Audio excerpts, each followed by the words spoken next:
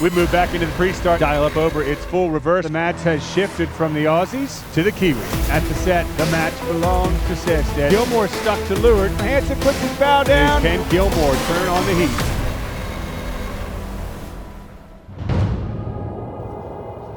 It's more of the same here at the Congressional Cup in Long Beach, California. Hi, I'm Tucker Thompson, and this event has been anything but typical in terms of the weather and the competition. We've got rain, light air. We've also seen some upsets on the water. Nikolai Sehested in his first Congressional Cup is up there with Phil Robertson and Chris Steele for the lead. And then you've got Ian Williams, six-time world champion and former champion of this event. He's in dead last, so that means anything can still happen as the qualifying rounds continue.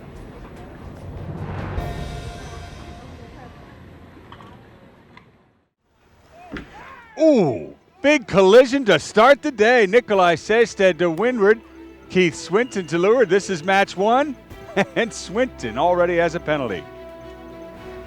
Kite's still up for Sehested. He goes over Swinton's bow and heads for the pier. Minute 20 to go. Both boats fought for the pin end and were off. Bows even. Sehested, one of the front runners in the event. Swinton just trying to stay in the regatta. We leave that match to it. Upwind now back in the pre-start. It's New Zealand's Phil Robertson against Sweden's Bjorn Hansen.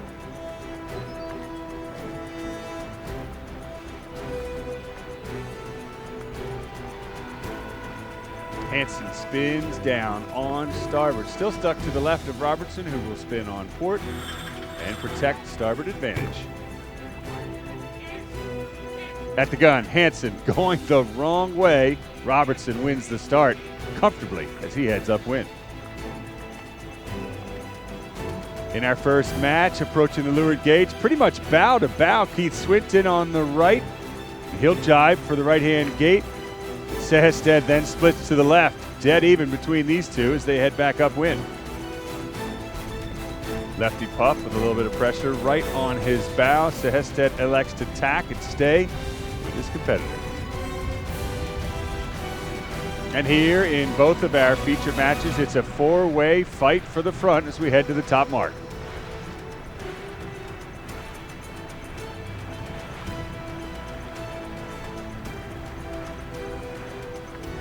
Phil Robertson ahead of them all, particularly over Hansen by quite a lot.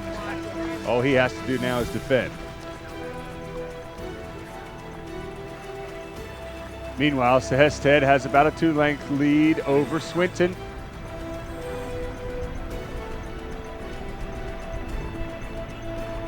With Bjorn Hansen stuck in the middle.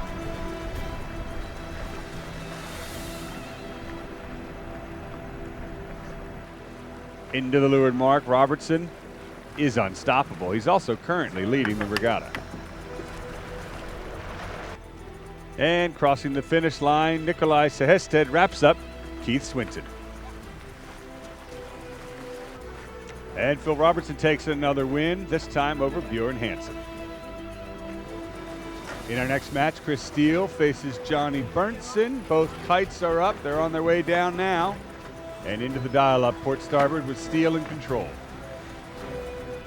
Big move for Berntsen, puts his bow down and it works below Steele, very close the boats are to colliding. Oh, in fact they just did. Penalty flags are flying.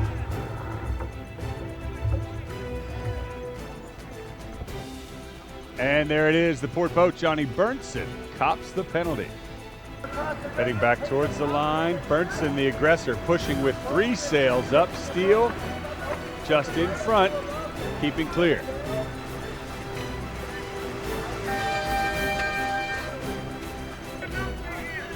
Possibly some more flags flying here. Definitely yelling going on. Berntsen's to leeward. Steele head to win with his jib down.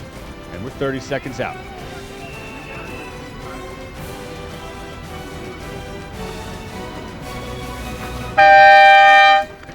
At the gun, both boats are slow, but it will be Steele crossing the line first on port. Split tack, Berntsen off to the left.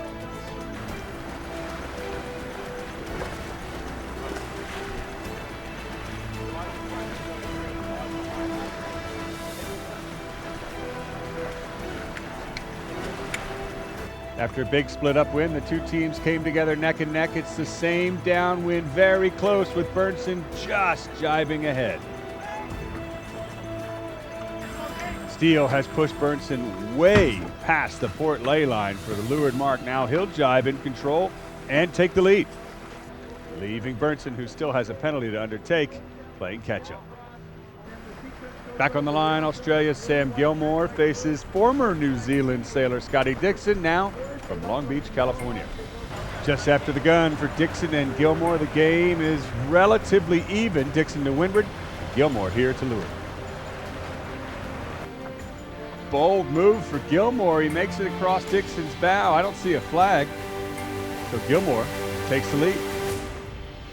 So it's Gilmore leading Dixon, Steele leading Berntsen. Scotty Dixon's turning on the heat, and Sam Gilmore can feel it from behind. Now the question is, can Dixon get an overlap before the jibe? Split tacks at the bottom gate. That's Scott Dixon going upwind to the right. And here Sam Gilmore will head to the left. Meanwhile, Chris Steele is leading his match to the finish line over Johnny Berntsen. The view through Gilmore's boom is Scott Dixon to leeward on starboard, top of the track. It's close. So I'm the local rep. This is Con Cup number 16 as a skipper and 18 in total. And why is this week different? Well, this year in particular is different because of the weather, which is very LA-like, but it's the same for all the teams. Makes it very light, very tactical, and yeah, quite different from our normal Congressional Cups, but still every bit as enjoyable. Gilmore is on lay line. So is Scott Dixon. Gilmore going for the cross. Pole is up. Scotty yelling about it. Gilmore continuing, holding. It's close to a collision. Here comes Dixon. Got to be a flag there. Dixon will tack inside. Gilmore will slow down and let him. There's a flag, but it came from Gilmore. The outside boat now, a luff from Scott Dixon. Green flag. Dixon goes for another. Gilmore responds. Another green flag. Dixon goes bow down, but it's Gilmore who gets his kite up first and starts to roll over the top of Scotty for the lead.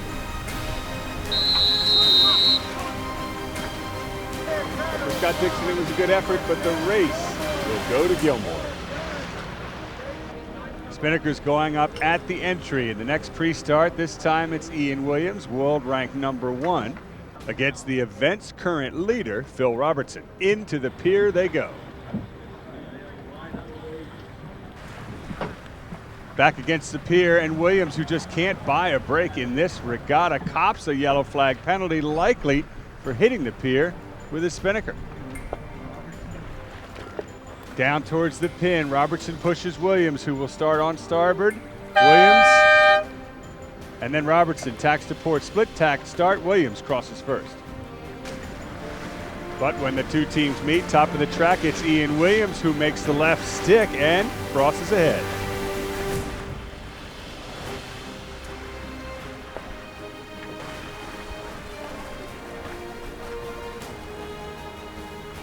Big trouble for Robertson, trailing behind.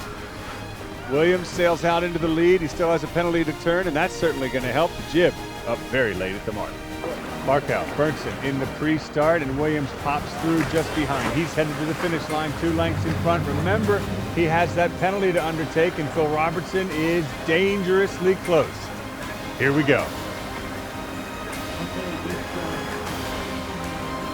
Jib going up the pin about 1 length in the foreground.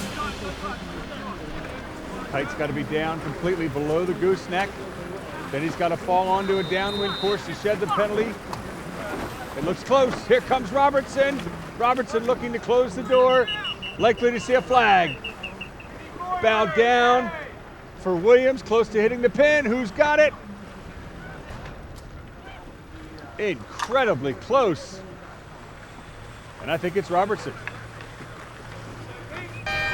And so we head back into the pre-start, this time with the reigning Congressional Cup champion. In fact, he's won it twice. Taylor Canfield, Team US 1, representing the U.S. Virgin Islands, against Nikolai Sehested.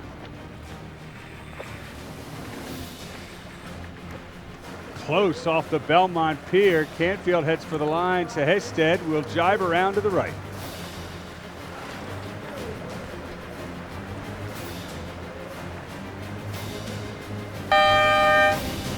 At the gun, Canfield is bow forward, and Sehested will have to tack over the committee boat.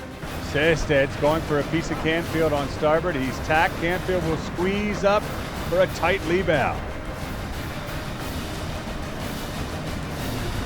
Approaching the starboard tack ley line, Sehested looking for his moment to tack back. Canfield had pinned him from the windward side, but Canfield is slipping precariously back as Sehested squeezes up to him. Here goes Canfield for the tack.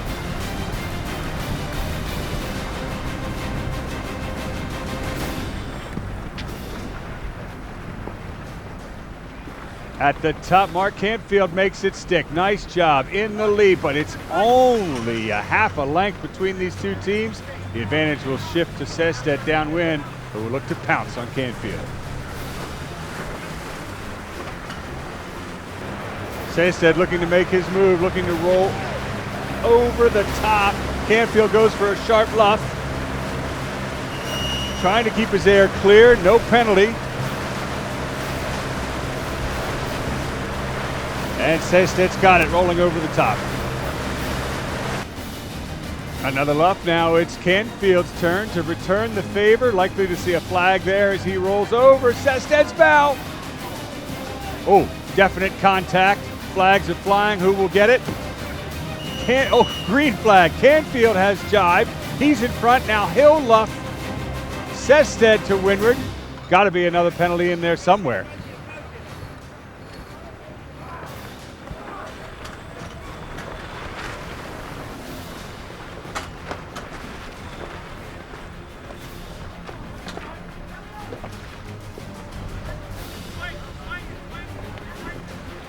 Sparks are flying here at the bottom of the track, and Canfield regains the lead.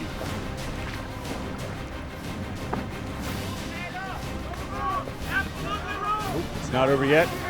Is there room? Can Sehested put his bow in there? Clearly, Canfield thinks no.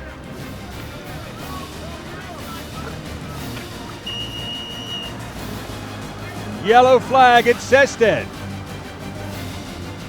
And a red flag, it's over. Sehested gained an advantage and will have to spin immediately.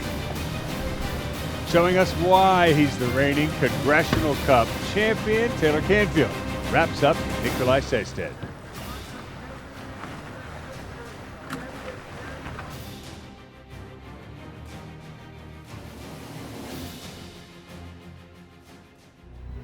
And so as today comes to a close, the round-robin qualifying round here at the Congressional Cup is complete. 6 teams are now going to move on into the quarterfinals, and they are Phil Robertson, Chris Steele, Nikolai Sehested, Taylor Canfield, Bjorn Hansen, and Sam Gilmore. We are now going to move into a repechage round to determine the last 2 who will make it into the quarterfinals. Who will they be? We'll see as the Congressional Cup continues here in Long Beach, California tomorrow. For now, I'm Tucker Thompson. We'll see you then. We move back into the pre-start. Dial up over its full reverse. The match has shifted from the Aussies to the Kiwis. At the set, the match belongs to Sehested. Gilmore stuck to leeward. Hansen puts his bow down. Can Gilmore turn on the heat?